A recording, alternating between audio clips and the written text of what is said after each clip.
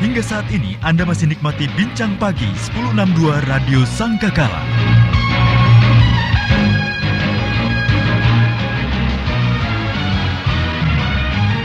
Dari Gereja Sangkakala Surabaya 1062 The Voice of Love. Shalom, selamat pagi kekasih Tuhan. Berjumpa kembali dalam program Bincang Pagi edisi Jumat 15 Mei 2020. Apa kabar kekasih Tuhan di pagi hari ini? Masih tetap semangat, masih tetap bersukacita ya di sela-sela aktivitas yang ada di rumah ya. Kekasih Tuhan, kembali saya mengajak kekasih Tuhan untuk bersama-sama belajar bertumbuh dalam kebenaran firman Tuhan. Anda bisa turut terlibat dalam perbincangan kami. Anda bisa bertanya, berdiskusi, bersaksi di program ini. Pagi hari ini Bapak Samuel Wicaksana dari House of Kana siap berbagi dengan Anda. Selamat pagi Pak Samuel. Selamat pagi Kak Wahyu. Apa kabar Pak? Kabar baik, puji Tuhan. Puji Kehormatan buat saya untuk bisa sharing dengan Kak Wahyu dan kekasih Tuhan di mana aja Anda berada ya. Mungkin di luar negeri juga ada ya. Oh ya, karena bisa mendengarkan lewat streaming. Waduh. Kali pertama di Bincang Pagi Pak Samuel. Betul. Ya. Orang bilang tak kenal maka tak sayang Pak Samuel. Mesti kenalan dulu ini. Gitu ya. Pak Samuel boleh ceritakan kepada kekasih Tuhan dan juga saya juga boleh. Saya tadi baru ketemu beberapa menit sih, jadi belum terlalu banyak tanya. Boleh cerita tentang pelayanan, tentang keluarga. Keluarga dulu sepertinya ya. Ya, saya ada istri. Ya, nama Lucy ya. Sekarang mungkin lagi dengar juga ya. Selamat pagi Bu Lucy. Ya, saat ini sedang sama beberapa teman bersama Pastor Gary, Pastor Albert dan Pastor Benny. Kita sedang perintisan sebuah gereja di tetangganya sama Radio Sangkakala. Saya baru tahu punya tetangga baru kekasih Tuhan. Ya, kita ada perintisan House of Kana.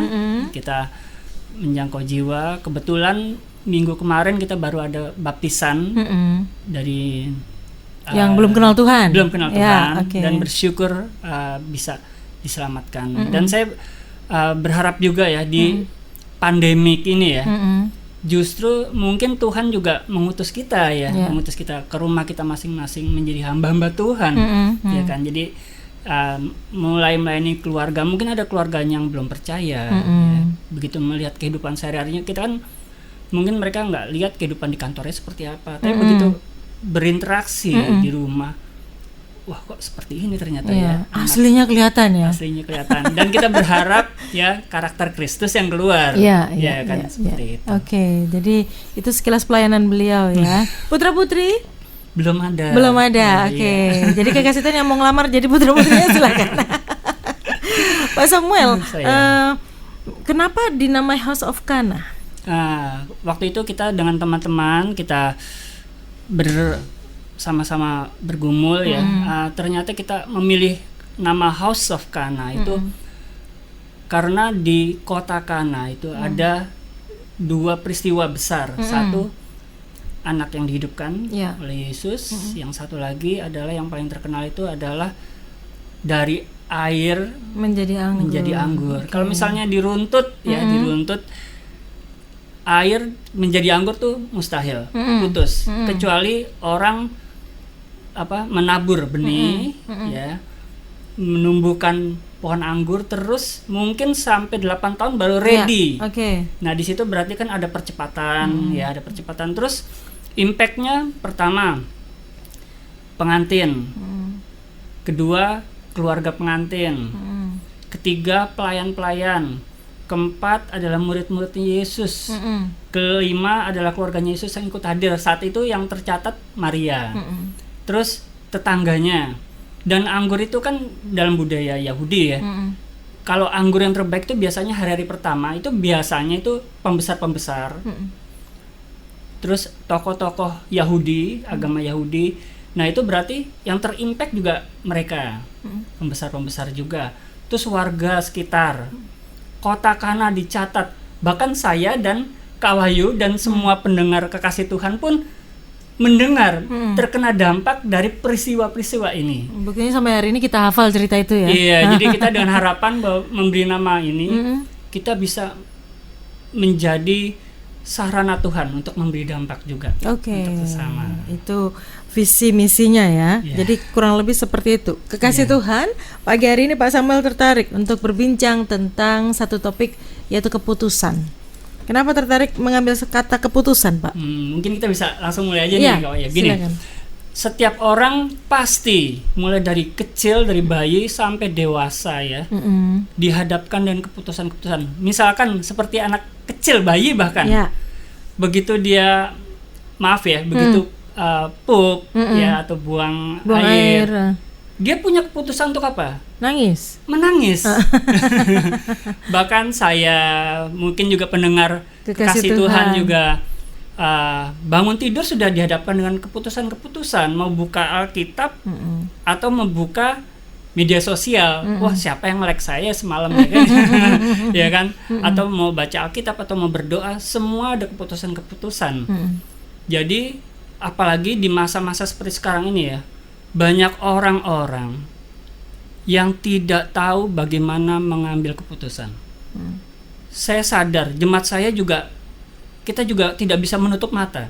Saya dan teman-teman sepelayanan nggak bisa ngomong, ayolah kuat, ayolah, pasti Tuhan tolong. Saya rasa maaf ya, kok lama-lama jadi klise gitu loh. Nah, itu dia. Saya pun kalau misalkan diberi kata-kata seperti itu ya Kak Wahyu ya, Pak Samuel, sabar, ini pasti Tuhan. Oke lah. Tapi secara manusia, saya menghormati ya hamba-hamba Tuhan yang lain seperti itu. Saya sangat menghormati. Tapi jemaat juga posisinya, tidak semua jemaat itu memiliki kapasitas rohani seperti yang diharapkan oleh pemimpin jemaatnya. Dibutuhkan sebuah informasi. Dalam hal ini sharing firman Tuhan yang meneguhkan bahwa kita dapat mengambil keputusan-keputusan yang jitu ya di saat-saat pandemi ini. Seperti sekarang, gaji banyak dipotong. Ya, bahkan ada yang nggak dapat gaji, Pak. Di rumah PHK itu sangat berat, benar sangat berat. Bahkan ada toko ya, apalagi seperti sekarang ini, toko yang tadinya ramai itu bisa sepi, bisa sepi. Saya belum pernah ke mall akhir-akhir ini, tapi kalau saya lihat foto-foto teman-teman yang kosong itu sangat berat. Padahal mereka harus bayar sewa, bayar listrik juga, service charge juga sangat berat. Orang pikir orang kaya ini enakan pegawai loh. Orang pegawai berat. Jangan pikir orang-orang yang di atas itu juga itu seperti domino struggling semuanya ya. Struggling, betul, tepat. Betul. Kalau di tempat Bapak bagaimana nih? Secara kan ini baru merintis Pak ya. Kemudian di masa pandemi ini, apalagi PSBB ini kan semua gereja sudah 2 bulan lebih ini, semua gereja tidak dilarang, bukan dilarang, dianjurkan untuk beribadah di rumah begitu. Iya, betul. Apakah tetap berlangsung atau bagaimana? Kami kebetulan dengan teman-teman mengusahakan untuk online. Ada di YouTube ya. Wah, sedikit promosi. Nanti keluar kena cas ini. Kita mengadakan ibadah online. Jadi memang ada beberapa ide bagaimana secara ibadah online kita datang dengan berat hati, tidak kita lakukan dengan berat hati, karena kita sangat sayang. Kita nggak mau jemaat ini kita menempatkan jemaat di posisi yang beresiko tinggi. Harus melakukan protokol-protokol yang dianjurkan pemerintah. Tadi saya juga nggak salaman kok sama Pak Samuel. Kita juga jaga jarak ini.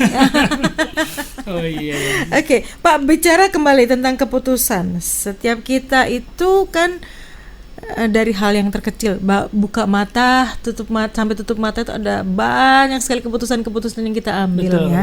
Siapapun dia, berapapun usianya, itu selalu harus memutuskan sesuatu. Nah, yang jadi pertanyaan besar dan seringkali ditanyakan, bagaimana akan membuat keputusan yang tepat dalam kehidupan kita? Karena kadang-kadang kita ini menyesal setelah mengambil sebuah keputusan. Menyesal tuh selalu di belakang memang. Kalau di depan tuh pendaftaran gitu. Oh gitu ya? Iya. Setelah mengambil keputusan baru menyesal. Nah, supaya kita tidak menyesal, bagaimana cara membuat keputusan yang tepat? Begini, kekasih Tuhan,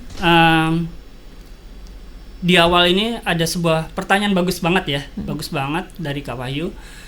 Tapi ada sebuah kenyataan, ada kenyataan yang ini saya mau ungkapkan. Ini saya mengungkapkan dan saya berharap kita sama-sama sadar ya. Kita Tidak ada di sini. Mungkin ada malaikat yang dengerin kita juga atau menyaksikan kita di sini online ya. Tapi saya nggak tahu ya. Tapi saya pastikan bahwa tidak ada keputusan. Saya ulangi lagi. Tidak ada satu keputusan pun yang dibuat oleh manusia yang bisa dikategorikan sebagai keputusan yang sempurna. Oke. Siapapun dia ya. Siapapun dia. Walaupun dia seorang planner sekalipun ya. Walaupun dia ahli manajemen, ahli strategi. Tidak ada yang sempurna. Ahli strategi, ahli manajemen. Dia tidak akan mampu membuat sebuah keputusan yang sempurna. Siapapun, saya, Kak Wahyu, bahkan presiden. Jangankan seperti itu ya, kekasih Tuhan dan Kak Wahyu ya. Tuhan pun menginvestasikan cintanya dengan turun ke dunia untuk menebus dosa manusia. Dan itu keputusan ya. Itu sebuah keputusan yang sangat berisiko. Sangat berisiko. Bahkan dengan keputusan itu orang pun masih menghujat dia. Dia masih dihujat. Tuhan kok Tuhan kok telanjang. Tuhan kok dilahirkan. Tuhan kok dibunuh. Tuhan kok mati dibunuh. Keputusan-keputusan tidak ada yang bisa kita anggap sebagai sempurna. Bahkan setelah kita membayar perpuluhan sekalipun, persembahan, dengan pikir kita nanti ada feedback dong dari Tuhan, ya kan? Nyatanya kenapa seperti ini? Kenapa bisnis saya seperti ini? Berarti saya mengambil keputusan untuk membayar persepuluhan, persembahan, aktif di gereja, apakah itu keputusan yang salah? Apa berarti sama dengan yang dialami oleh orang-orang yang tidak percaya Tuhan? Yeah. Berarti sama, nasib kita sama dengan orang-orang. Bahkan maaf ya, untuk rekan-rekan teman-teman kita semuanya, kita juga sering pelayanan di penjara ya. Ada teman-teman di penjara justru malah keluar dari penjara merasakan kebebasan. Sementara yang di luar ini ingin rest, dalam tanda kutip ya, ingin beristirahat dari penatnya pandemik ini. Ya. Jadi tidak ada keputusan yang sempurna.